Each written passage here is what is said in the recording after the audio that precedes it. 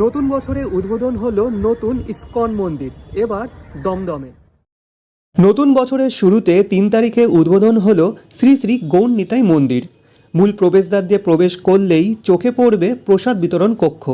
তার পাশে সরু পথ দিয়ে কিছুটা অগ্রসর হলেই মূল মন্দির। মূল মন্দিরের বাইরেটা যতটা সুন্দর তার থেকে বেশি সুন্দর মন্দিরের ভিতরের অংশ।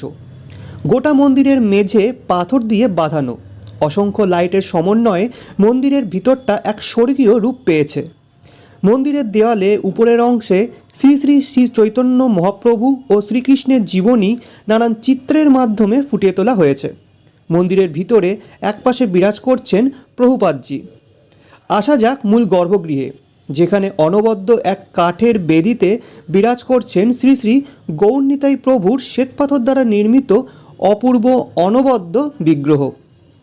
মন্দির খোলা থাকে সকাল থেকে দুপুর 1টা পর্যন্ত ও বিকেল 4টে থেকে রাত 8টা পর্যন্ত। মন্দিরে ভক্তদের জন্য আছে ভোগ প্রসাদের ব্যবস্থা।